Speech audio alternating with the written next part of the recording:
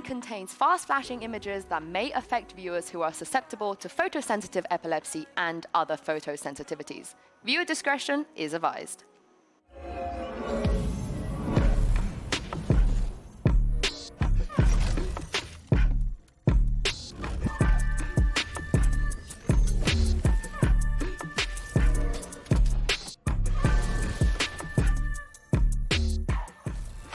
Today, our 2024 champions are looking to make it back to the grand finals, back to back even, but they're gonna have to get through the last hope of the Pacific region in order to do so. Hello everyone and welcome to day 8 of Masters, coming to you live, from the UOB Live in Bangkok. Of course, I'm Golden Boy here, alongside Mimi and Bren for today's best of 5 lower bracket final between EDG and T1. The fans are rolling in. We got the Dan and Tacta Bears, got the Huffy. He's got the Copium. Lower. There it is. Zooms out and you just look like a crazed man. Just stuck behind the desk. What's good, everyone? Welcome back. We hope you had a good night's rest and you're ready to go, because this is going to be a fun one, because we have 2 phenomenal teams that are fighting for that final spot in the grand finals. Let's go ahead and talk about how we got here, because in yesterday's upper final, G2 got their revenge and take down EDG in 2 straight maps. And Mimi, it really felt like G2 were cooking on another level. To me, this felt like peak G2. Their macro calling was absolutely on point. I think the Teo breach comps that they were pulling out here were excellent, and EDG just had the wrong read, sending it onto Lotus every single time, and now G2 making it to their first ever global final. But the second match was a surprise as well, Brent. Yeah, defining word for both games, I think, as well, is that G2 had just overwhelming confidence. The same could be said for T1 in the way that they were playing. They were relentless. They gave no chance for Vitality to get back into multiple of these scenarios, and I think Vitality didn't play up to their potential. I think they'll reflect on that game and also think that at the same time. But what we got out of T1 is potentially a team in top form right now, peak performance, and they're going up for that rematch again against EDG. But that was a huge disappointment for Vitality. The comp change on Haven, moving away from the ISO Yoru to go into a Jet that you couldn't really see the reasoning watching in that game.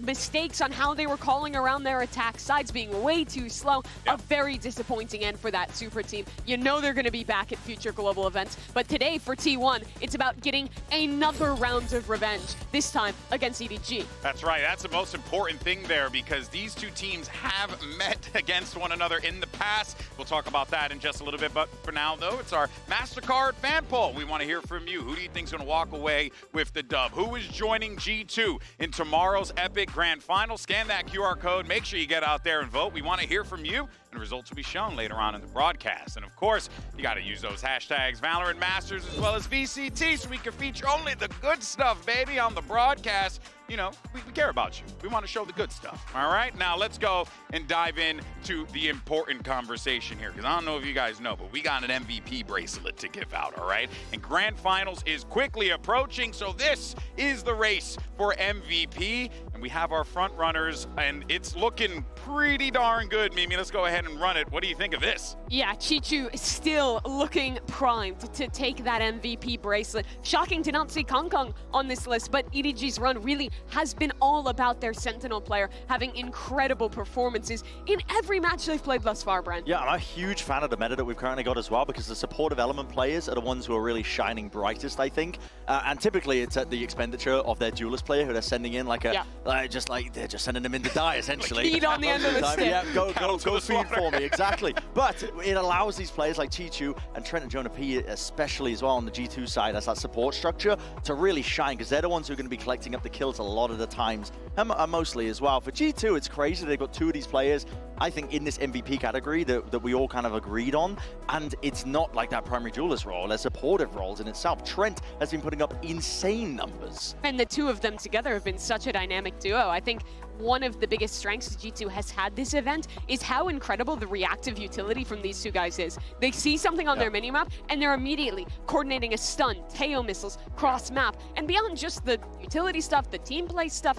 they've both been incredible as individuals as well, winning key clutches for G2. They are both so damn active in terms of how they're using their util. You've got a 40-second cooldown when using the Teo salvos and a fault line at the beginning of the round. It feels like they have 5 of them one round sometimes, man. The way that they are using it is constantly trying to refight for space, and that was one of the big learning moments they had after that loss to EDG the first time, I think, was that they weren't being active enough. They were letting EDG set the pace and that tempo, and that's the thing that they changed up when they matched up against them again, and that's what got them to this grand finals. And now you're starting to see these supportive elements really, I think, be the centerpiece for why they're doing so well. Buzz, also the fourth player that we gave the nod to in this list, has been so critical for T1 making their way through. And it's a testament to T1's unique style. You're talking about the supportive players taking the #1 spot because of the Yorus being sacrificed. Not the case for T1. They're playing double duelists. They're letting him play the Jet, the Neon, and he's fragging out the same way he did in the 9 global events he's been to before this one. Yeah, well, look, here's a little assignment for you guys at home. Why don't you go ahead and tell us who you think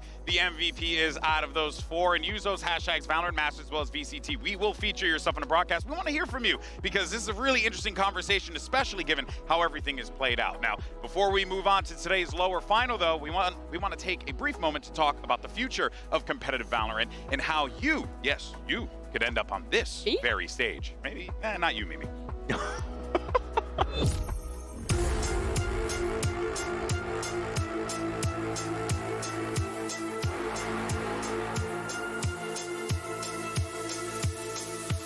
We are here at Masters Bangkok, where the best of the best are battling it out on the global stage. But remember, competitive Valorant blazes through a vast variety of arenas and stages, manifesting in every form in every corner of the world.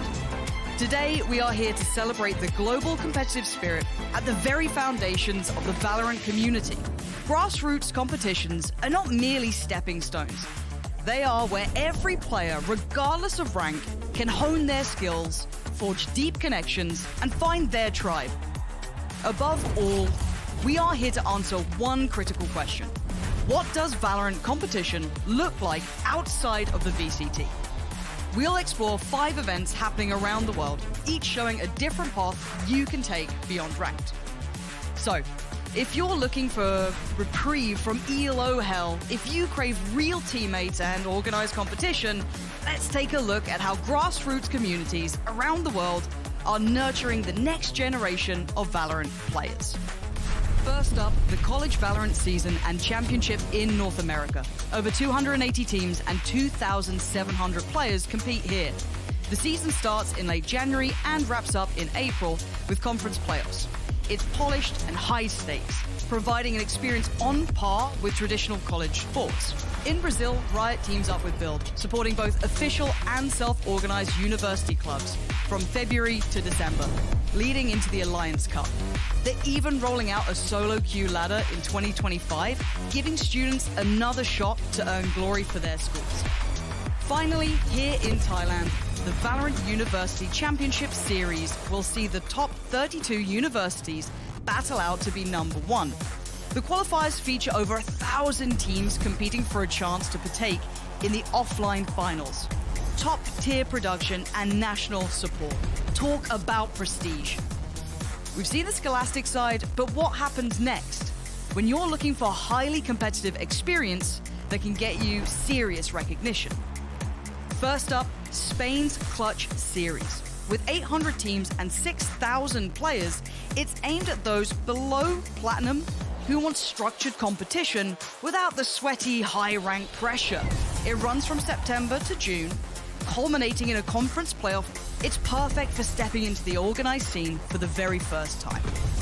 This is the next step for players who've dominated local leagues, open brackets, premier competition, and are hungry for a higher level of structure. This is where you can prove you can handle the pressure of broadcast matches, heavier scouting, and intense competition. This competition features more high-stakes gameplay between the teams on the cusp of promotion into the VCT. Challengers EMEA brings together the top teams from France, Spain, Northern Europe, Eastern Europe, Turkey, and DAC competing in a league format. Teams earn points that can qualify them for Ascension. You've just seen a whirlwind tour of the biggest grassroots Valorant events spanning the Americas, Europe, and Asia. Each one has its own story, its own heroes in the making, and its own challenges to overcome. From academic pressures to bracket eliminations that keep us on the edge of our seats. But why does this matter? Because these grassroots arenas create the next generation of Valorant players. fueling the ecosystem with new talent, rivalries, and stories. So whether you're a player looking to compete or a fan who wants to see what the future may hold, events like this are an opportunity to experience a new side of the Valorant community. Yeah, and there you have it. Talking about Grassroots, and look, I'm all about it because literally where I came from, started many years ago, running my own events back in New York. But Mimi, you're unlike me and Bren, you've actually came from the Valorant Grassroots community. Yeah, I mean, this is the first game I'd ever worked as broadcast talent in, and the first events I was casting in like 2020, they were tiny events, couple $100, $1,000 for a prize pool, mostly online, but sometimes small lanes. But the players that were playing back then, you still see some of them today. I remember like 5 years ago, casting Zekin playing in these tiny tournaments, playing with Leaf played in players those too, that no one right? else really remembers. Sure. Well, Leaf had a history in Counter-Strike, so he was a little bit bigger before then, but players like Zekin, players like Xander, who's now on 100 Thieves, and so many of our Valorant players come from that Grassroots tournament. We have so many top-level competitors now that don't have a history in another game, that have come up from collegiate events or small tier 2, tier 3 events in the past. And that's why it's so cool to be able to see that. So if you're out there, you're playing a Grassroots event, you could be the next player on a stage like this, or you could be playing against someone who will be. Or you can even end up being like Mimi, generational broadcast talent. You know, she hates it when I say nice things about her, but I had to do it there.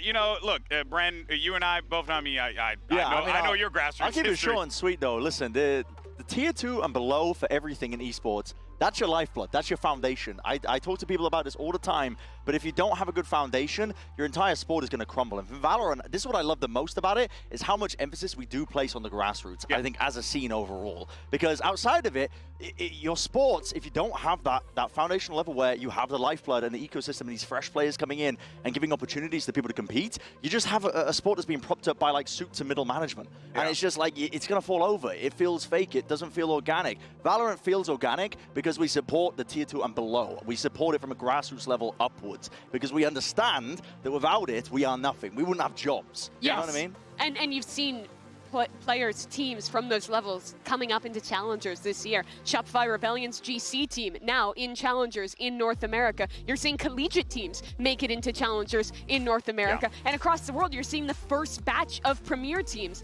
making their way in as well. So really, if you're playing in a small grassroots land, if you're playing in Premier, all of that is a very direct path to play somewhere like Bangkok in front of all these fans someday. That's right. And the only thing that I'm going to say on it quite briefly is just, look, in esports, you can forge your own path. I was a social worker, so look at me here.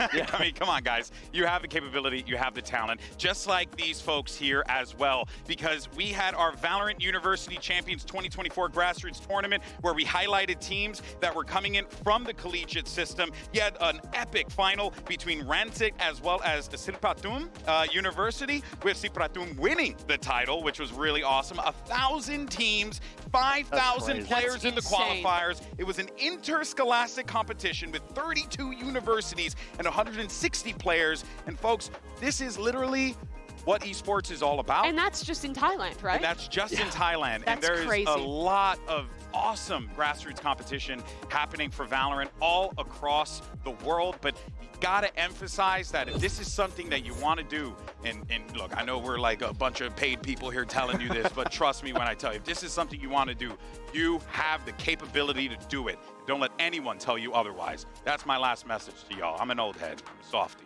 In any case, so let's move on to today's best of 5 and talk about T1. Now, this squad, the underdogs, all right? And, you know, some people... oh, my God, I had to clear my throat. that? Oh, damn, I had to clear my throat there. Some people had to rank them as the weakest team coming into this event. Out of the 8 best teams in the world, that's But why? Why? Why? What made you not feel so into GB, T1 they were coming playing in? musical chairs with their roster. Their players are speaking out on their coaches. Their compositions, they kind of were just slapdash throwing it around. Yet they have stumbled upon gold here. And stumbled maybe is an impolite way to put it, but this is a team that actually has really come into peak form. And they've found a way to make this mismatch of roles really work together. They've got alternated double duelists happening all over the bloody place with Izu, Meteor, and Buzz, yet they make it work. They've found their own unique style. They're the only team playing the double duelist stuff, and they're doing this on the ultimate revenge run back in Pacific after losing 7 times in a row to PaperX. They beat them the first time to get there. They lost 7 times in a row to DRX. They beat them. And now they've beaten Vitality, who beat them earlier in this tournament. And today they have another opportunity to continue that revenge story if they beat EDG. And for Buzz and Stax as well, it's elation for them because these are 2 guys that have only ever placed 3rd place as their peak. That has been kind of that ceiling for them when they were playing on DRX before. They've attended 9 global events before this. This will be the 10th one since then, and they have moved on to greener pastures in their own eyes as well. The formation of T1 and trying to build this super team for this year, it was all to be breaking past their limits, and this is their chance to do it. In the past, it hasn't looked too hot, right? I mean, you're looking at these racks here. The highest place finish for them was 3rd, and that was champs 2022. Yes. Years ago at this point. But now they're on the verge, Mimi. They made top 4 at lock-in. But after that, the international placements fell off.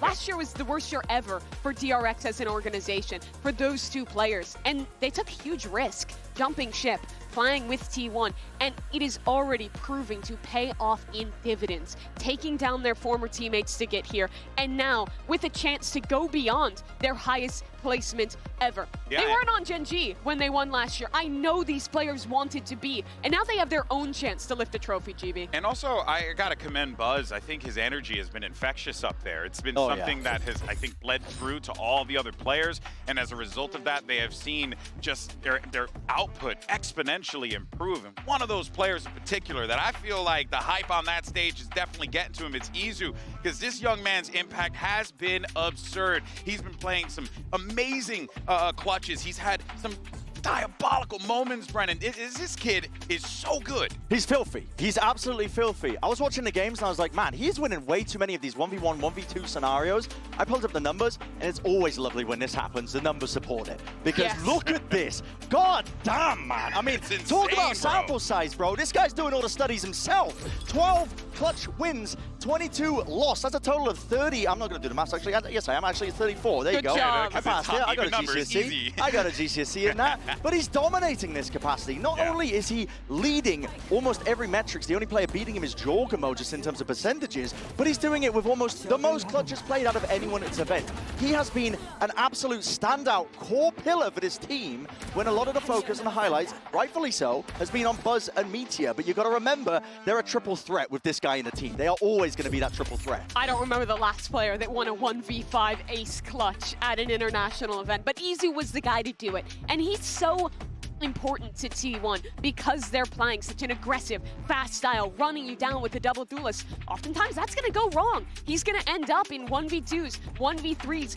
in the late rounds, and T1 have had to rely on him winning these clutches to stay in this tournament, but he's done it so consistently. Yeah, he really has been just a pillar for this team to lean on here, but we did see T1 and EDG go head-to-head before, round 1 of the playoffs here, and this was one of those matches that I was talking about a lot in the previous days, how just 3 rounds T1 would have been in that upper bracket situation, Bren. So you really got to feel quite good if you're a T1 fan coming into this, because they played EDG close, but you're still going up against EDG. And for EDG, I think, listen, there's a lot of scary teams into this tournament, but the fact that T1 managed to push you so hard is another scary sign. And stylistically, as viewers, we're in for a treat, to be honest, because they play very similarly in terms of how often they are trying to take fights, how active they're getting into the post plant, either flood defending or making sure that they're pushing while the plant is going down, whatever the case might be. They're 2 teams that are willing to take the fight, willing to opt into the bloodbath, and that's why you see it being so back and forth between them, even in the scoreline reflected the last time they played. These 2 teams are also so similar in the way that they're playing. They're not as heavily as other squads, playing super heavy into the Breach, Teo, Yoru, Vice combinations that a team like G2 has started to perfect. They're both so willing to go for crazy fights, to get hyper-aggressive, and in that way, it's going to be very reliant on individual form today, and that got shown in their last game. I tried to steal his Valor, but it was Sylvan who won that 1v5. The rookie player stepping up, Izu doing it as well, alongside that experience experienced core of 3 players on T1. They should have won that game by all accounts, but now they have a second chance. They do a second chance at redemption. If there's one guy who likes the sweet taste of revenge, it's Stax, who's standing by with Jen Lee to get his thoughts ahead of today's match. Hello everyone, Jen Lee here with Stax. Now Stax, it seems like everyone's been trying to figure EDG out. G2 did it yesterday. Do you feel like you're seeing the same thing that G2 saw that eventually led them to their victory yesterday? And do you feel like you can emulate that today? 사실 저번에 EDG랑 경기했을 때도 충분히 이길 수 있었다라고 생각을 하고요. 근데 저희가 이제 마지막 맵에서 저희가 좀 간과한 부분이 있어서 아쉽게 졌던 것 같고 오늘은 좀 다른 게 나오지 않을까 싶습니다. I feel like we could have and should have won the last match against EDG, but on that last map, we overlooked some factors. We cleaned that up, and I feel like today it's going to be different, and we're going to show and prove that we can beat them. I love that confidence there from the captain himself, Stax. Love to hear it here. Now, yesterday we saw EDG lose for the first time in Bangkok, and the question that Jen had asked Stax is applicable. Did G2 expose a weakness potentially in this EDG lineup that maybe T1 can take advantage of? I think that G2 exposed a weakness, and I think it came down to game planning, but I don't think that T1 is a team that is going to play in the same way G2 did. The victory for G2, for me, was all about how good they were at slowing the game down, finding their opportunities to get opening picks with their utility combos, and then calling that pause and having great fundamentals in these man-up positions in the late round. They weren't winning by the heroics, they weren't running it down with double duelist comps, and T1, I mean, they almost beat EDG too, but Brennan, it was a completely different method.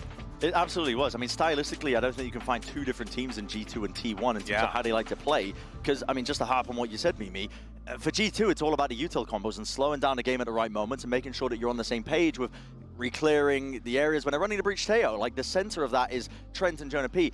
For T1, it comes down to like the fundamental gunplay, I feel. Yeah. Because they're running these double duelist combos, and they are absolutely cracked. When it comes to their aim, the mechanical ability, you've got absolutely anyone on this team with the ability to show up and absolutely shut up the opposition.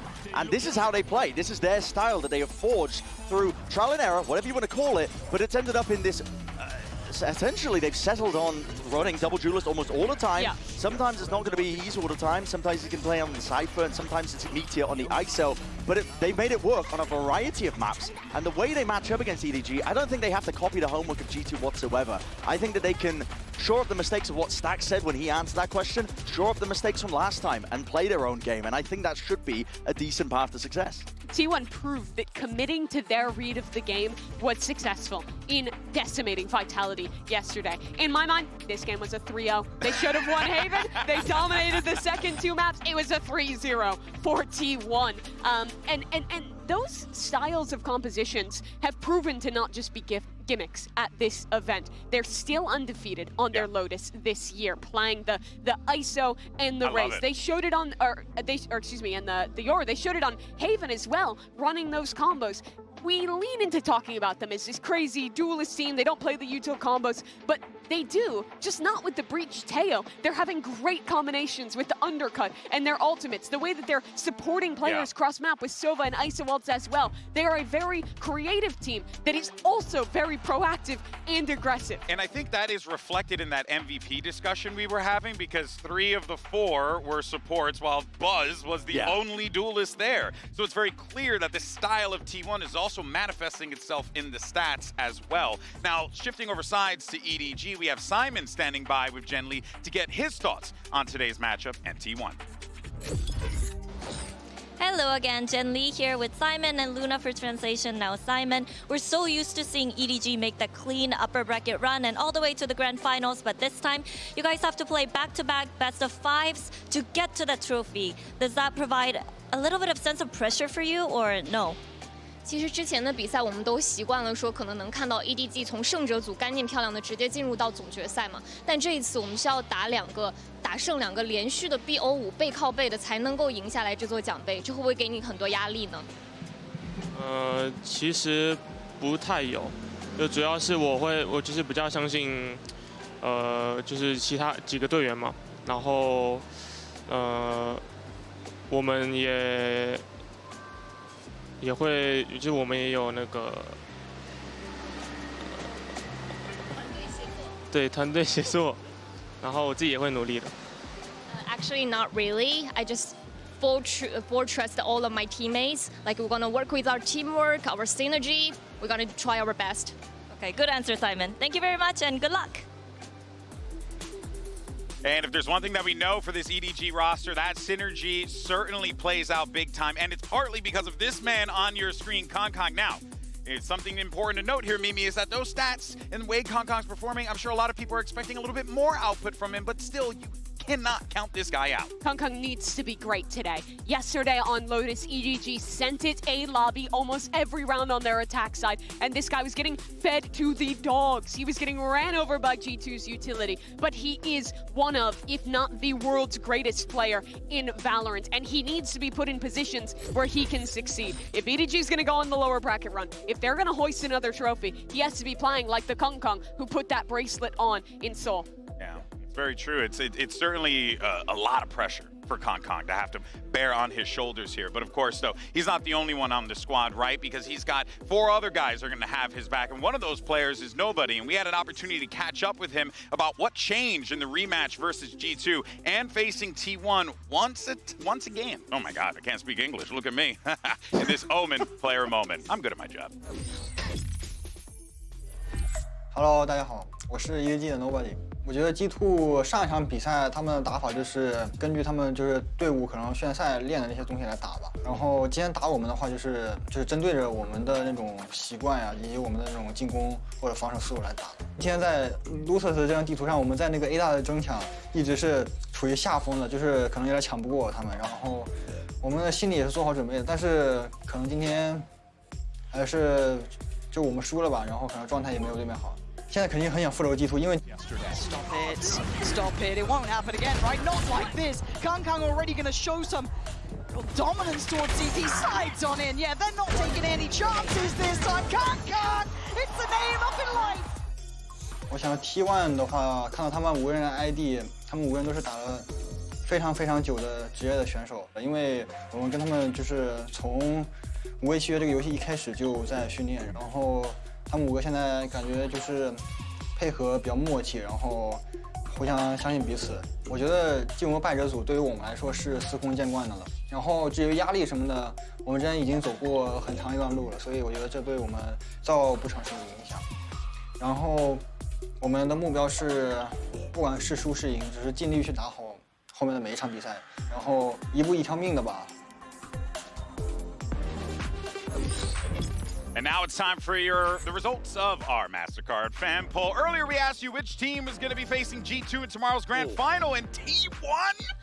Ooh. Yeah, I bet the fact that this is so close to 50-50, I think, speaks volumes, That's I think. Crazy. Well, let's go ahead and show the talent predictions as well, because that actually will give us a little bit more context here.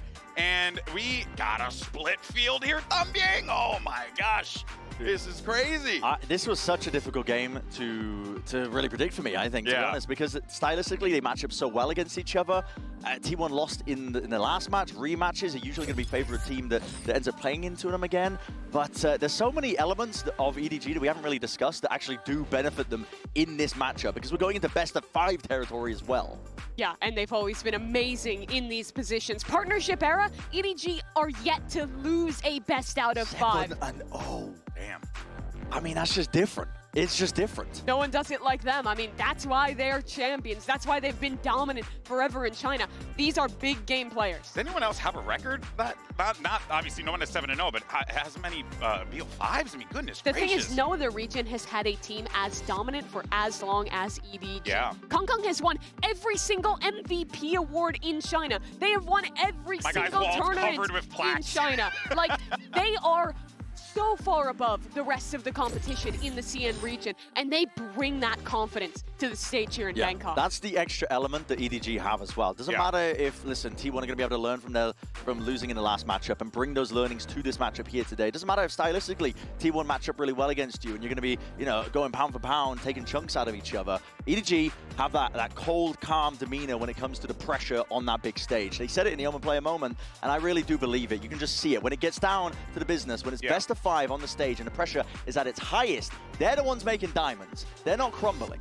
And losing to G2 is going to put a chip on EDG's Yeah. shoulder. It's the first international match they lost, or global match that is, since they won the trophy back in Seoul. They have to make a run from the lowers to try and go back-to-back. No team since Fnatic has done a back-to-back tournament run, so really the pressure is on for EDG, but these are the moments where they're at their best. T1 could just do the funniest thing, though. And they've been doing it all tournament.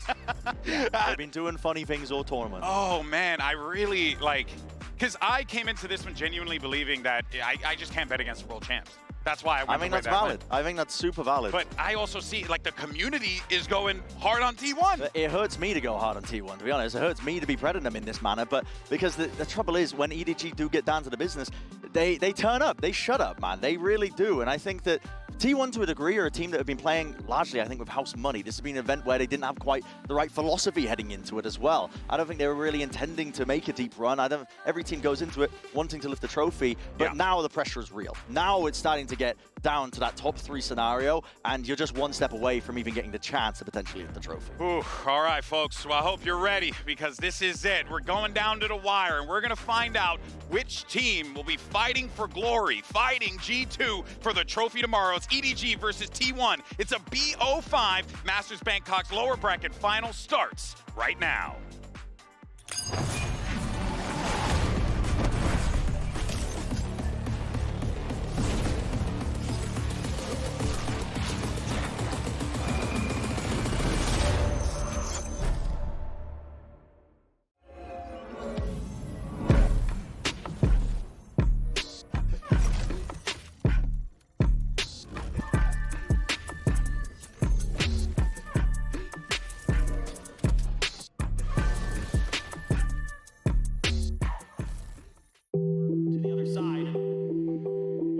T1's chance. HL over towards that screen corner. Keeps kicks back.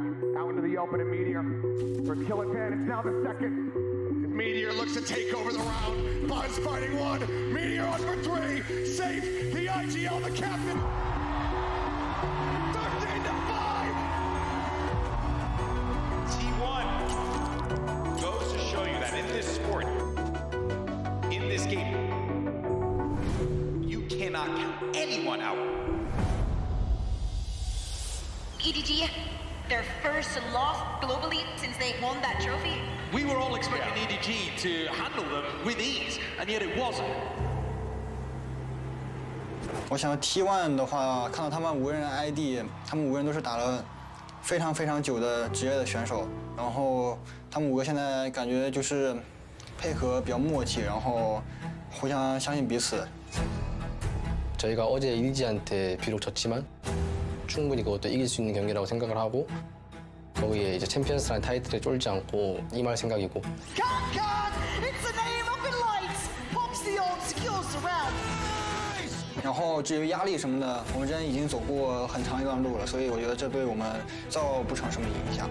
然后我们的目标是，不管是输是赢，只是尽力去打好后面的每一场比赛，然后一步一条命的吧。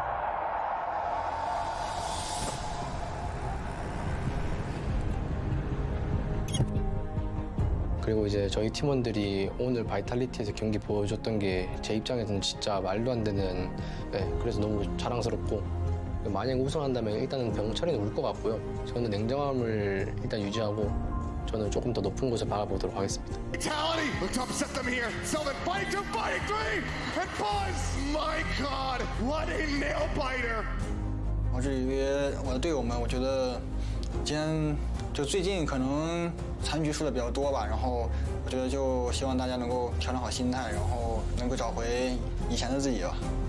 저랑 진짜 엄청 오래전부터 해왔던 걸로 알고 있어서 발로란 초창기 때부터 아무래도 경험이 제일 많이 있는 선수 중 하나일 거라 생각하고 중국에서도 전혀 쉽다라고 생각 안 하고 그리고 이제 내일 저희가 만나게 된다면은 꼭 부셔버리도록 하겠습니다.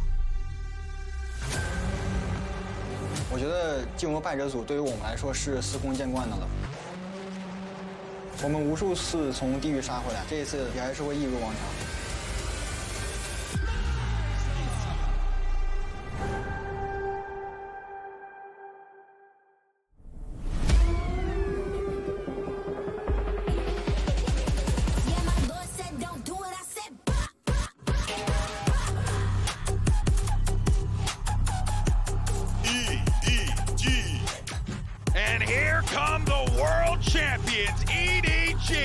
Of course, they have a lot of pressure on their shoulders. The last stand for the Chinese region, but most importantly, an opportunity to punch their ticket to back-to-back grand finals. And survive, most importantly as well. When the pressure gets on this team, they always turn up. They don't shy away from any sort of challenge.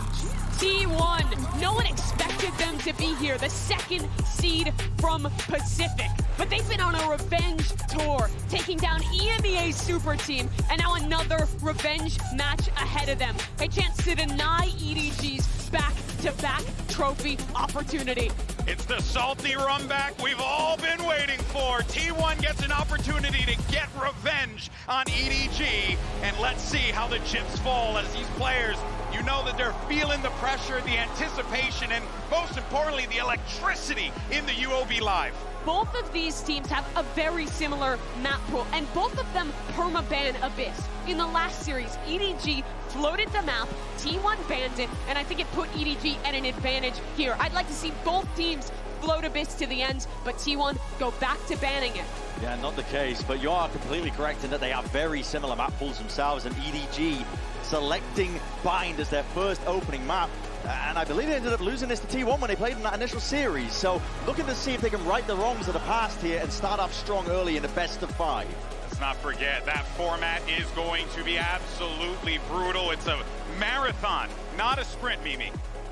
And this is experience territory for EDG. You're so right. Partnership era have not lost a best out of 5. For T1, they've barely played any. They were not a top team in Pacific for the longest time. They made it to some of their first BO5s, this stage of Pacific, and now this is their first BO5 on a stage this big. Yeah, both of these teams though, right, as we had noted many times here, no strangers to these high-octane, high-pressure BO5s. They've been in this in the past. The problem here this time, Brent, is that you got a T1 team that's kind of been a little bit of a David and Goliath setup here, right? And they feel that, but it feels like they are embracing it, but they want it because they feel like they have the right hook to bring down the giant. But we saw the Mastercard fan poll, and we've seen our opinions overall here. This might be the turning point in the tournament where people expect T1 potentially to be the very, very slight favorites, or at least 50-50 out worse in this matchup. The pressure kind of shifts there a little bit. You can be the underdog throughout the entire tournament, and that gives you a bit of an edge, I think, a bit of extra confidence, because you know, okay, well, if we go out here, it's not the end of the world. The expectations weren't that grand in the first place.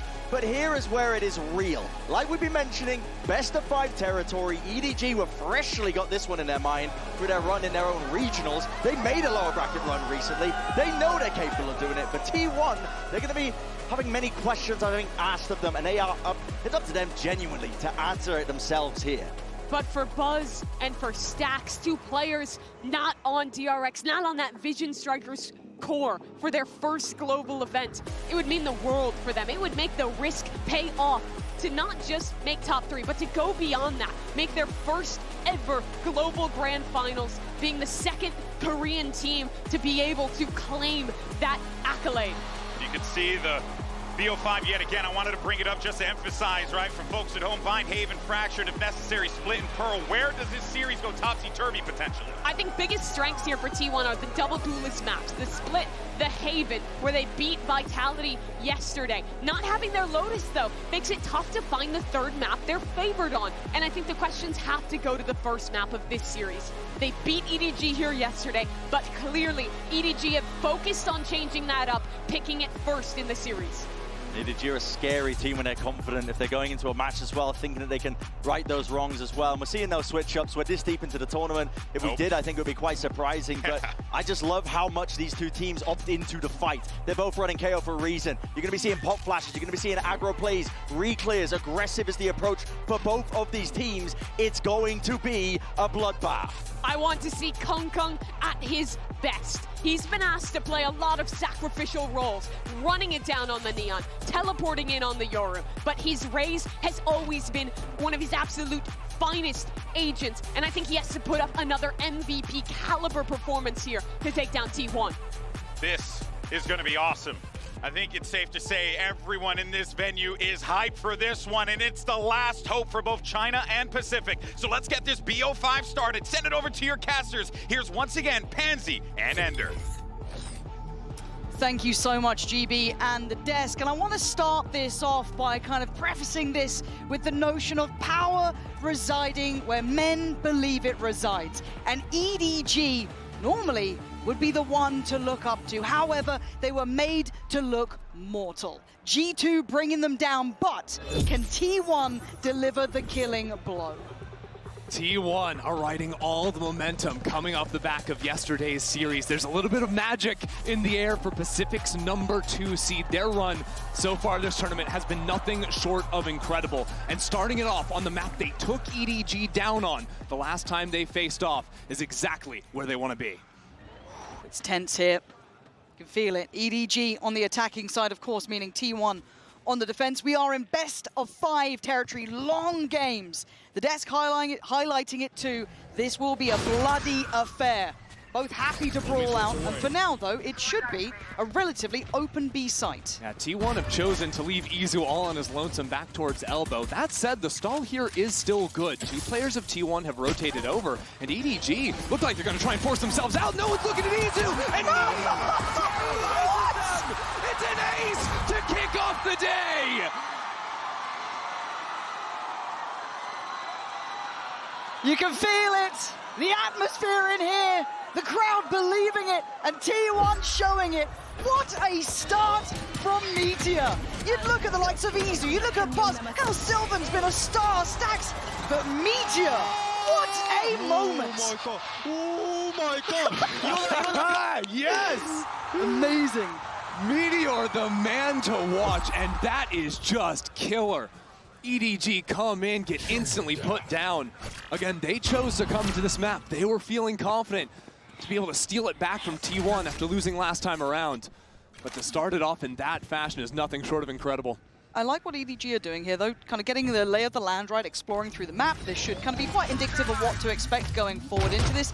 They have got, I don't want to say an open site, we do still see showers controlled there, but for EDG, you're looking at the small wins, right? Can they get a plant down? Can they cost anyone anything? Can anyone deal with Meteor? Apparently not! Farming up! Same from round 1. Looking like he fancies going again in round 2. Shocking scene so far, and yeah, EDG, they'd be lucky to get a plant down at this point. No showers control. They finally call Simon in, but Meteor's still here with that Guardian. He is wreaking havoc. Now let him go. Let him do it back to back. This could be back to back aces, Stacks. He fancies a go. Why not? Let him get on the board as well. Fill out the game. EDG yet to do really anything here. Shut out completely in the opening 2 rounds, and Meteor is going to come into round 3 with the ultimate. Huge. Because of these kills, he gets the exact right amount of them, then donate some orbs over to Stax. I mean, what a way to kick it off, too. And then let's talk bigger picture here, right? We do have a bonus that is pretty beefy, so we'll keep our eyes towards it with that ult in play as well. But EDG have had some rough games individually, I want to highlight. They are off to a 0-2 start for every single player. No one is warmed in yet. This is going to feel cold for them. They need to start picking up. We've been looking like some Kang, starting to activate a bit more. Same with Chichu. These are superstars for a reason. We know they can thrive in pressure scenarios. They need to do some damage on this round. Yeah, Kang was 5-13 in opening kills yesterday's series. There you go. Chichu's going to be step up. Very nice. But now EDG still have a lot of time to play with. That's a great pick to find, right? And that's going to keep 2 players, maybe even 3, shifting over towards the A side of the map. EDG still have the time to play with, dodging away from the Fade Eye down towards B long to gear up for a B split. And with that Prowler going through the TP, it's so indicative that they don't really have a good read on where they are, and they want to get a better idea. For now, going to give away the game. Going to note the pressure coming in. Does have some of the Vice utility to depend upon to keep some security, but there will be a crunch, and it's going to be very uncomfortable to try and hold from Octagon. 2 players already quick on the rotate from T1. We'll see if Izu can stay alive here. It's a lot on Izu's shoulders. A bit of a superstar in the making! And Simon, what is going on? I've never seen EDG look this lost in this round. But Izu, does he consider? I think he does. He's very aware that maybe Chichu's missing. They've only seen so many on the site. Smoggy has succeeded, but he spots out the player and Chichu's low. Look at Meteor. Meteor snuck out into wood too. Like T1 have positions on this site. This is super uncomfy for the post plan. Let's see if Izu can clear towards long. He still has his util to play with. He's still pinned on this one. Chichu has to back away. Meteor getting away with murder again. Now EDG starting to suffer, down to 3, but that spike is still ticking. It's getting messy on the site. Kong Kong keeps it up for EDG, and he gets another. EDG was looking tough for a moment, but he goes for a swing, finds those kills, and now Easy is turning it around. It's not over yet. The time is ticking. Nobody's going to be ice cold about this one. You can't lose it like this. The time. He's got it. He's absolutely got it. What is going on with EDG right now? It was looking just about unplayable. And then Izu out of nowhere with the Red Bull clutch. The fact that he's able to stick here in Octagon, how's he not cleared? How's he not pressured in this? Like, there was no comfortable post-plant for EDG there at all. It's crazy because EDG were getting time pressured, so they went for the plant and tube. They were playing in backside, and somehow Meteor slipped over, was able to go shoulder to shoulder with Izu. So then once Meteor's dealt with, there's still Izu. There's just too many problems for EDG to clear. I'm waiting to see if there's an early timeout from EDG. Yeah, there is. There is a round 4 timeout. That is an ugly, ugly, ugly timeout. Because it makes me worry that there are bigger issues at play here, right? Because by round 4, there's so little to be seen, really, right? You're coming in still very new. Yeah, your money's going to be in pieces. But T1 have absolutely got them on the ropes by round 4. I can't believe what we're seeing. I mean, don't forget that round, right? It's T1 taking a bonus. They bought an Outlaw. That's all they purchased into it. They got picked in showers, too, so it's a 5v4 that they end up getting lost to time and Izu coming up in the clutch. And really what I'm imagining, because it can't be a game plan thing for EDG. Nope. It's too early for that in a timeout like this. Instead, it's talking about how are we playing the post plant? Probably comms are falling apart in a moment like that. If Izu's not getting cleared, if those site players aren't turning around and adjusting fast enough. Because it seemed like Kong Kong was the only guy really locked in that round. Switched on, yeah. Everyone else looked a little asleep at the wheel and hesitant. Hesitant to try and clear the player towards Octagon to try and find a really secure post plant. Felt like they kind of got stuck in between the ideas, but they got to sharpen up here. I know it's a long haul now, but if you give T1 this opportunity, a team who are, again, you look at the names on this roster for T1, they are obsessed with the game. They love the idea of it, right? Stax and Icon, you've had Meteor, Buzz, these names are household names. And they've wanted this for God knows how long. Going back all the way to the Vision Strikers day. Early fight into showers, but T1 will do well to back away. They can play around their Vise util they brought over to this A site. EDG are going to be stuck in this choke point for a long time coming. Now we get to test the patience a little of T1 because need to keep their composure here. Heard in the interviews, I liked what Stax was saying as well, that they felt they could have beaten EDG. There were a couple of things that went wrong. They didn't blame it on anything else. It wasn't like just got lucky. But he took some accountability for it, knowing that they can tighten up the screws a bit, polish it a little further. But first pick this time around for EDG. Can they stick the landing? Yeah, back-to-back rounds, they found it into A, and again, moving into a little bit of a B split. That'll be interesting, and Kong Kong's one away from the showstopper. There's worlds here where EDG can get him online and keep it coming. I like the stall towards long, though. That is lovely. It divides, and it conquers! Still with the one to try and do the damage this round. And again, the 2 players on long can't support. Divided by the molly, held back, and deleted by Stax. Simon, there was a little bit of threat to this round initially. We saw a little bit of that, pick coming in, maybe something to be had. It feels like that's been shut down really swiftly. Simon, yeah, these angles too good. T1, 3 standing, flawless on the board.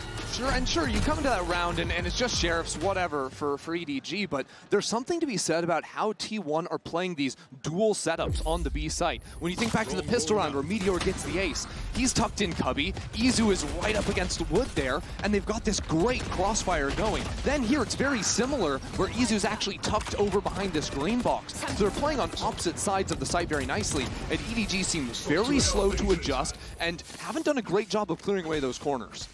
Again, it feels very surprising to be saying these things. We're so used to seeing EDG in high peak form right now. Lovely attempt there with the jump spot coming in as well, just kind of adding layers to it. So they're going to show that the operator is in play. Initially was posted towards that B site, now obviously free to rotate. Seems like EDG want to play some of these slower rounds. It's looked like Chichu and Simon have been sort of hand-holding on opposite sides of the map. Last few rounds, they've been playing B long, now working into showers, considering maybe leaving an embed or whatnot. But even when they found the early picks, it's not like they're relying on lurks and late-round teleports to come into a site. They've reset into B splits pretty frequently. And that's kind of a reset on the timer of is someone here. Okay, Prowler's connected. We've also got pressure up long. That's at least 2 players you could maybe extrapolate. You're going to know Kung now as well. This feels very indicative of it being this B site hit. It's hard to exec here, though, because there's a knife to shut down the head. Molly again towards Lung. This time they beat it, though. We're going to have the ult on top. EDG tries to make a stand, goes down. Stax still on site, and Stax controlling the site. He's got an ult on Kung. He does. He's bringing EDG to their knees. Chichu, a 1v3. Good luck. Buzz is having none of it. T1 are locked in. T1 just have every single answer in response to these B-side execs. And Stax looked so calm in that as well. He didn't look overly phased, overly fussed. He held himself perfectly in these scenarios. It's incredible the amount of pressure on that side. Coming in with the utility, the knife, then just playing in backside cleanly like this. And getting these 1v1 fights is incredibly surprising. I was expecting that swing a little bit quicker coming out here as well. I know it's not going to be easy. It's chaotic on both sides. But you can't give a player like Stax that room to work. I need to see EDG waking up. It feels a little reminiscent of yesterday and EDG's game against G2 on Lotus, where they kept attacking the A side over and over again. Now we've seen, what, 3-4 B execs, and every time just good gunplay of T1 have shut it down. And a new conundrum, but again, it's resolved. Izu this time to deny the early start. They expect the pressure from Long, and Sylvan gonna then backfill the space. That site is inaccessible. You've got to find something else to do here, EDG, or find a new layer to this, because they're just getting decimated. This is not difficult for T1. This looks easy against the reigning champions. This looks easy. Meteor's just a god. He's sitting at 12-2 after 6 rounds. And a combination of finding these timings to push through the smokes, right? Izu does it, then Sylvan. And you're never clearing Meteor in that cubby. Meteor individually has more kills than the entirety of EDG together. That's... what world are we living in? Unfathomable. And I love it for T1. I love seeing these players, as said, who've been so driven in Valorant to show this level, this capability, right? Any fan would love to see this sort of thing. But I also don't want EDG to suddenly lose all of that bravado, all of that ability that sat so well beside them. We've heard EDG say, you know, they're no strangers to the lower bracket. They ran it back domestically to come ahead in the finals and become China's #1 seed. Something feels off with this team right now, and they have to course correct quickly. There's no longer any time to work with, at least on this opening map. Oh, that pivot point, isn't it? And it feels like EDG haven't solved so many of these different problems. This unwillingness to back away from that B hit leaves them in the dark towards A. It's also looking at the double ults, right? Chichu and Simon are ready to maybe look for an A exec. Now they've just got the null command to send it in. Flash out of the smoke. Kong Kong's gonna be sending it into Lamps. What is going on? It's only him. He's held up. Meteor will not relent. He will not give up his sight. And he's gonna punish every single one. T1 again. Another flawless round. Do you burn another timeout? Or do you just let this go?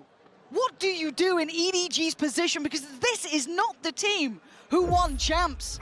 This is not that team right now. I genuinely think you have to pull the timeout. Their execs just look sloppy. And the spacing between it, the stall coming out from the Vice utility, the mollies coming in from Sylvan. They're great, but these aren't new things that EDG have never seen before. No. You've got, right, flashes from Meteor and Stax countering out the exec. Those second, third players coming to Cider just getting shut down. But also, their slow play. Now that there's an op in the hands of Buzz, that's not going to be easy to keep working the map, playing it slowly. So they show a knife down towards B long to maybe pull a rotate. Now sending the ulti in. That's a surprise. He's still going to go there. Does it divide as much? Not really. Stack's going to then invest off. Buzz still not really moved. All pressured in showers. A lot of this site is still controlled by T1. But EDG have a decent position towards Lamps. They can dig their heels in here. Yeah, nobody's got the ultimate as well. Some options to trap play off of contact, but Izu with this ultimate, I mean, they're just going to go running through. Yeah, there should be, you know, green light, go for it, get in there. Meteor fancying it. They're still on line of weapons. Meteor, they have no idea. Now they see him, but now it doesn't matter. It felt late even on the call then. Chichu turns, does get Meteor, but the paranoia mounting. They're burning every ult they got because they need a round. They need something on their side. But Stax is defusing. He gets taken off the defuse. EDG might scrape by here. But Buzz and Sylvan, coming together at the right time. And the The time is too late! EDG finally on the board, and they put everything in it. I think I saw a kitchen sink flying past at that point. Maybe the biggest investment I've ever seen in a Mastercard Thrifty. Putting 2 ultimates into the challenge. But really, it was that Lamps control, like you were talking about, that worked out nicely. Meteor only gets that first kill. I think there's also a nade that lands right on Stax' head. Didn't hear that one coming in, that's for sure. Oh, but again, it's so close. It's so close. It's almost too close. Oh, okay, back through. That's one. That's one, right? This could be, you get the blood pumping a little bit, wake you up. EDG showing that, hey, we can get on the board here, but you got to find more success than that. One's nowhere near enough. Exactly. Issue is now the ult cycle is down, and those ultimates were really impactful in both the hit and the post-plant situation. So EDG are going to move back into their slow rounds right now, but they seem a little bit timid in terms of the angles they're taking, because they know T1 have the good enough econ to have bought back into the operator, so it's only after maybe you see a peek that finally the Showers players start creeping. Finally we see that creep into long. They've left Spike all the way back in towards spawn. Yeah. Again, this little bit of a pace change is interesting, right? A little bit of a gear shift, slowing it down. I don't think that's going to cause too many issues for T1 yet. Oh. As it stands, though, it seems as though T1 are in that 3-play stack towards A. Quite like what EDG are attempting here, but this late creep into towards Hookah will be curious. Yeah, Meteor and Izu have done a great job of holding on to Hookah control pretty consistently. Although will be Meteor in a 1v2. Yeah, this could be nice, though. They have no idea. Turns a flash, no sweat. He's going to hold this down, and once again, it offsets this hit. It delays the approach. He spots out one, calls it out. Izu fills the void. They are perfectly in unison. T1 shoulder to shoulder, making EDG again look frayed around the edges. There's just no time left either. Meteor's still on the hunt. Look He's hungry. Oh, he wanted more. Choo-choo denies, but still, this is done. 9 seconds. Put a fork in it.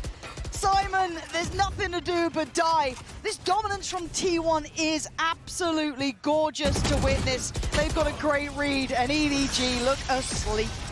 Meteor's decision-making is so snappy in those moments too, right? He gets the first kill, doesn't immediately pop the ult because he re-clears and waits and says, is there going to be a second player to come in and swing me? Once there isn't, then the Steel Garden comes down after Kong Kong's already been sacrificed into the site. It's just these perfect moments of stall that continue to come in, and EDG have no response.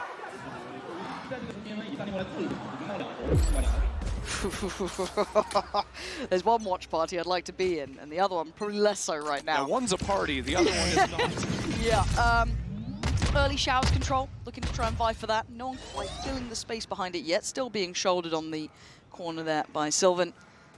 Cool anti-read. Sylvan's going to take contact, but Stax has a judge because last time on the eco, EDG attacked into Lamps. Buzz, the operator not big enough for you? You fancied a go on the ult as well. No worries, okay.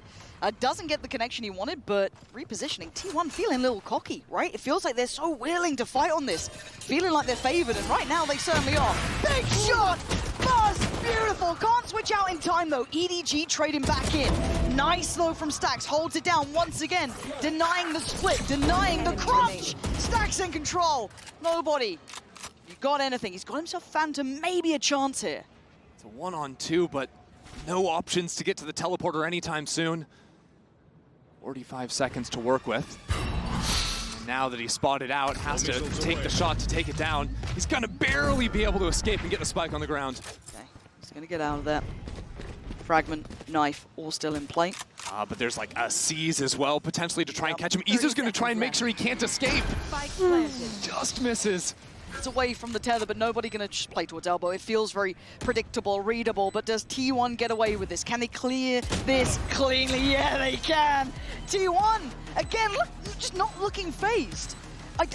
Again, in my mind, there's a lot to be said about T1 playing it incredibly well, but EDG looking flat. And it feels like we're at that impasse almost between these two teams. What I'm impressed with is even if you ignore all of T1's utility, just their site-holding mechs playing off one another. They're quickly repositioning, but always putting themselves in positions where there's two people holding complementary lines on every single avenue of attack. And yeah, that's what's gone so well for them. It's simplistic, but it works.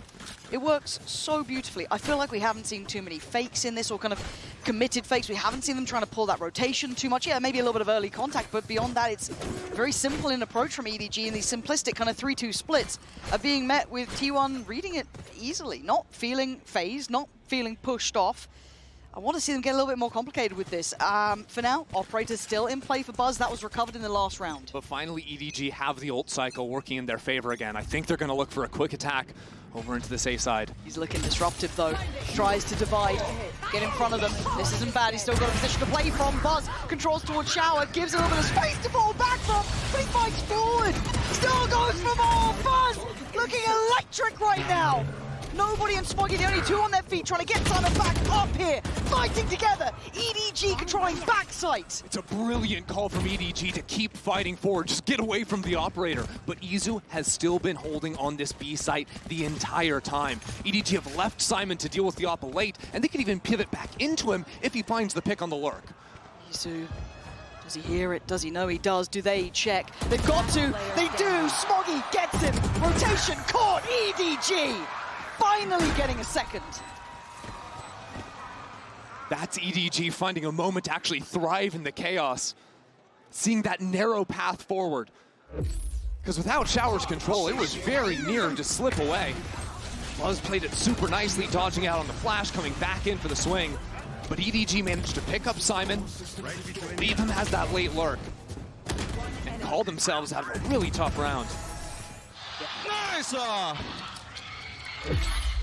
A little bit of a buffer, not much, it's 2 rounds. You gotta, I want to see at least 3 here. Izu, red alert. Does he get to live? No one there quick enough to chase him down, but certainly enough to pressure towards Hookah. Last time EDG used the Brim ult to exec into the B site, removed a lot of the corners T1 have been abusing in this game. Looks like they want to have some repeat success with that one. And now that they baited out the KO knife, they can look to pop into the site quickly, but T1 have done a great job to rotate 4 players into the space and get the full walk-up with Buzz out of Showers. Buzz. I mean, Chichu, we reading that? I mean, it depends how far he wants to go on this. Buzz doesn't need to go too far, but Chichu, he read it really well then. Very present to keep that in mind, and that should open the gate towards A. Now, you don't know how much freedom you have, but this is certainly indicative. That said, still a lot of utility here. Meteor can play around, stalling it out for the rotates to come on in. He's got a friend in Stax. He's getting in front of the smokes. Meteor, feeling a little mad about that one. Kong beat that. He was able to satchel over the top to take the space away. Dealt with as well. Kong again, starting to warm in this. Izu and Sylvan, tough predicament to play out from. Plenty of ults, nice from Simon. Very aware round from EDG. Maybe a little bit of light at the end of the tunnel here. Izu, a highlight player, but a 1v4. A lot to ask, and it's not going to be answered today. EDG getting the minimum rounds they can here. 3, barely enough to work with. Yeah, getting the 2 at the end gives them some amount of hope. But this half they're about to go into, the attacking side, they only got 1 round versus T1 last time. They've got to look mad different if they're going to take this first map.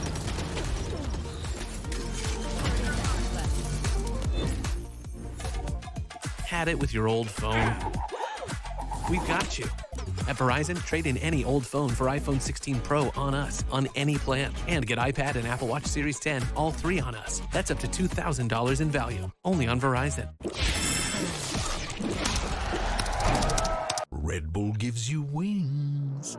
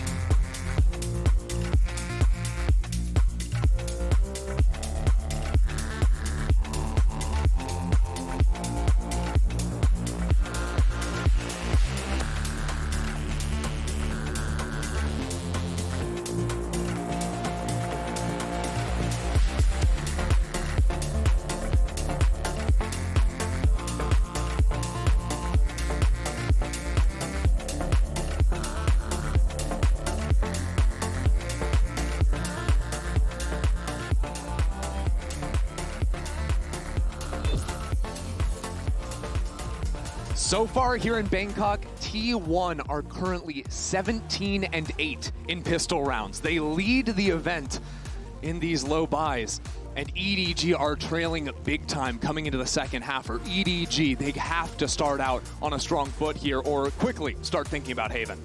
Yeah, that is the conversation. We are in best of 5, so the conversation gets, you know, it's longer. It is the marathon and not a sprint. We love to repeat it, but it is true. But the confidence alone that T1 should be able to take away from that first half is unbelievable, right? To be able to come into this, look near on faultless, and EDG scraping by with 3. It puts them right under the gun again. It's a lot of pressure on EDG for sure. Looks like T1 want to set up over towards this A side early. You can see Simon playing all the way back in spawn, ready to quickly rotate over to whichever side of the map needs him. With that Teho drone going down B, seeing nothing. Now Simon can repo over towards A and have the knife ready to stall the hit. That's nice. Buzz gone. Oh. All right. And, well, fair enough. Guess it's a 4v4. and again, Izu, not one of the standout players, at least so far in this map, but he's certainly been a name that's been catching a lot of attention throughout, so see if he can maybe start heating up as well. But hey, it's been the Meteor show so far. Lovely flash. What? Huh? How are EDG the ones to walk out of that okay? Just keep left clicking, I guess. Eventually it's going to work out. Oh man, that is wild. Stax and this round is ridiculous. This round is Did he get spotted? He did. Nobody really sharp. But it's down to Izu. 1v2, not easy, and nobody not letting it slip now. Diffuse for EDG. And that round felt bizarre. It frankly was. Every time a team was at a numbers disadvantage, they're getting multi-kills at the exact same time. But that is now 3 rounds in a row for EDG. And remember, this team played T1 on this map before, and they got kind of blown out of the water, especially on their defending side. T1, I think, did a very good job of punishing towards the B side of the map pretty consistently. Usually it's just going to be Chichu and nobody playing over on that side, but looks like EDG have changed things up slightly. Chichu's playing 2 rounds in a row over towards A. So trying to make sure T1's prep isn't so simple coming into the second half, and already showing the adjustments that'll give EDG fans hope that they have a better plan coming in this time around. That is something we need to look at throughout this series, is those adjustments, right? A lot of the maps now being seen, a lot more being revealed from both of these sides. And frankly, it seemed like the adjustments for EDG have been a weak point. If you take their series yesterday versus G2, this is a team that learns from their mistakes, that can tap into their individuals and that firepower too when the actual planning, when the calling isn't going right. And let's, for EDG here, you look at the clean rounds, they do have the better weaponry. Oh, Buzz! He's right behind you! And he's got help! Buzz! Just decimating them! He's on 5 HP, but he's still swinging! Okay, Spike's gone down. We've got Chichu and Smoggy coming back in. Oh, that's a huge knife. It's going to spot both players. Meteor's right flush with the wall. Again, beautifully. You can't let him get away with it! T1! Steal away the round, and EDG again being punished! T1 in that cubby corner on B site. Just own EDG. This team can't do anything about it. Both halves now. To come in with a Mastercard thrifty with Buzz somehow getting that timing into the smoke is crazy. This is near on unforgivable though. You got given that tiny bit of chance. And you can see what it does to the opposition. You can see how much that gets them closer to that finish line for map 1. They're up to 10. EDG, the opportunity dwindling here. But can they replicate the same sort of thing? Sheriffs, Stingers, Classics, it ain't much, but Smoggy, he's gonna give it a damn good go here. Not sharp enough this time. And again, you don't fight 1 of T1. There's 2, there's 3. They are all there. I like the fast flank, but what does it matter when they're going to have side control unless it's a little bit of stall? Yeah, EDG trying to dominate space into lamps right now. Buy some time, but Buzz perched up in heaven is now going to switch over, get the spike on the ground. That's more orbs to him. Everything going T1's way. Chichu taking the very long road to get over here. That's comfortable, and now the quiet is so loud. The fact that no one's seen Chichu, surely someone goes, probably a flank here. We still have the utility behind us, might have taken the long route. He does get a step closer, but look at these repositions in the post plant. No one's really vulnerable to him trying to work back into this. He'll have to give away the game by obviously tapping the spike. There's the awareness now. Meteor goes down for it. Can you cost him any more, Chichu? Tap on the spike. Someone will check. And it was Buzz. Easy in the end, 3 standing, 11 rounds, EDG. You had your chance. You might have let it slip. Certainly seems that way. T1 not phased at all by EDG because they kind of know that whenever on defense EDG run into some trouble, they just start walking at you. They say, hey, individuals go get some kills. That first fight down short didn't work, so of course Chichu's going to be finding some opportunity on the flank. This is kind of the last chance now for EDG. Light armor on 4 players. Buzz with some options here on a judge to wreak havoc to the lightly shielded players. On off from the ult as well. Buzz closing in on that. Now, how do they want to start into this? They're not in a hurry. 11-4. Yeah, often T1 will slow things down, see if EDG are going to overstep, and then they can bank off of Stax ultimate to actually exec into a site. Main problem is going to be the Vise playing away from the util. That's stacked over on A short. Kong. Takes a lot to be brave in these situations, but they're going to try and stand and fight on this one, and they might get punished. Buzz, head first, Meteor with the 1-2 punch. T1, they're already in on the site. EDG had a quick rotate off the back of the drone that went down from nobody, so they have the extra body here. Simon is at least controlling some of the space. Chichu now, working back in through from lamps. Going to be forced away from this, though. He needed that. Now EDG come on in, but Sylvan still locking them down, seeing just a pixel angle over the smoke. Yeah, Chichu and nobody up against it now. T1 with the numbers. Izu waiting and watching, controlling so much of this site. There's nothing for nobody to do. He makes it go, but it is nowhere near good enough. 12-4. T1 are out for blood. It's just a beautiful thing to watch right now. First, it's the pop flash, then this shot. I think, by the way, Sylvan or Meteor spamming off of minimap because Buzz like barely saw him off his shoulder inside of the smoke. And that's netting them a kill somehow. Then their fundamentals in the post plant always getting ready to swing off one another. EDG, what do you have left in the tank? There's a Teo ult, but it's 4 Guardians and a Judge. About as bad as it can possibly get here on 12. Scraping what they can together, making something out of nothing, trying to at least. Chichu holding the corner, trying to show a little presence, but there's a lot of players heading their way. If they lose Hookah, it's over for EDG. The Thorns buying some amount of time for them to look back in towards Octagon. It's so tense between these two, though. You're going to trigger the wall towards long. That's a lot of bodies now spotted. I'm looking at Meteor's timing here. Does he try and catch a little bit of a window on it? Oh, and he's rewarded! Nobody to... Meteor getting away with murder! And T1 just explode on the site! Kang and Simon left to pick up the pieces. Oh, he's trying. Simon's trying, but trying is not enough. Map 1, like a dagger to the heart of EDG. T1 walk away at 13-4. Just devastating, destructive. Meteor and T1 just waylaid EDG out of this.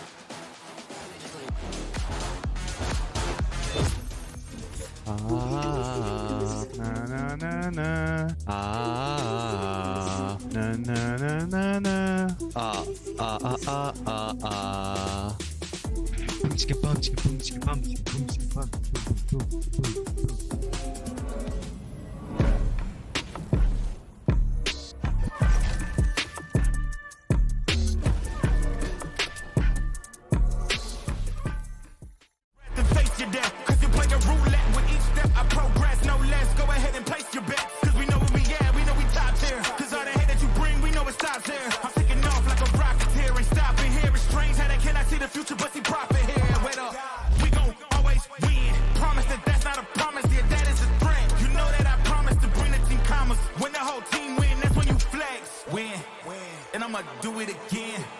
Watch me win. Then watch me do it again.